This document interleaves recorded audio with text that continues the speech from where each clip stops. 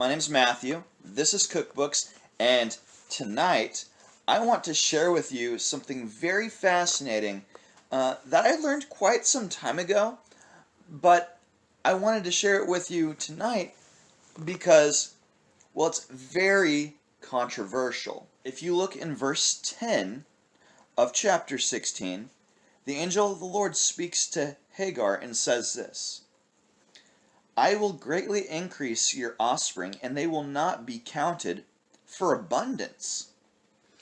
And the angel of the Lord said to her, Behold, you will conceive and give birth to a son. You shall name him Ishmael, for God has heard your prayer. And he shall be and then this is the particular spot that is the controversial spot. It says in this text, wild ass of a man, his hand against everyone, and everyone's hand against him, and over all his brothers shall he dwell. So, in verse 12, you have two phrases, two little words actually. You have wild ass, and you also have the word against. I'm going to share with something that you might find very fascinating. Like I said, though, it's very controversial between Christianity, Islam, and Judaism, because you change the meaning of this section, you change the doctrine. You change the meaning of this section, you change the doctrine. So this is what you see right here for the word wild ass. That word up there is pere, okay? And if you spell that in English, it's P-E-R-E, and then probably an E or an H, okay? The next word down here says bakal. Those two words are in question. Wild ass, and we had the word against. So let's talk about both of these words. So here's the thing, though. Do those two words actually mean what they say in the Bible?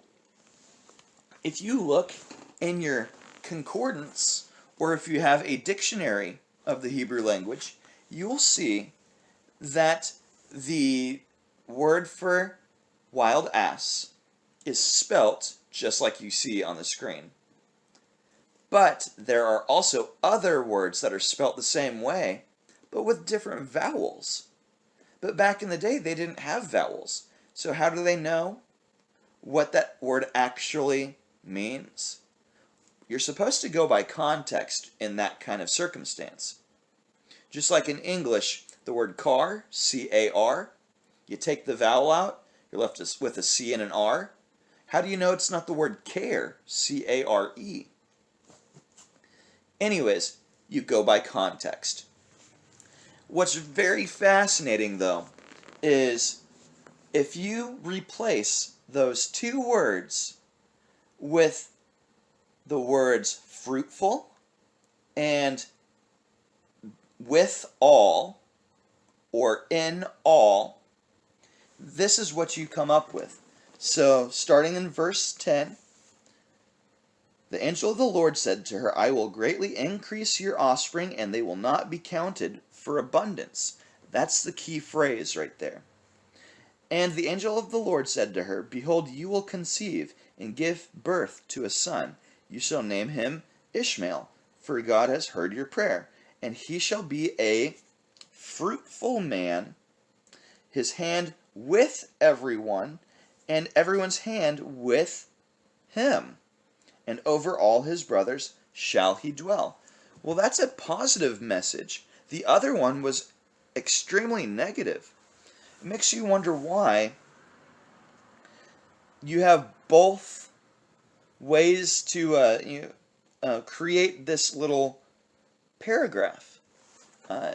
And from what I gather, I think it's anti-Semitism on Ishmael's line. See, the Jews and the Christians both say that Ishmael was not a part of God's covenant. So I really feel bad about Ishmael and his community because they get the short end of the stick, even shorter than the Jews today.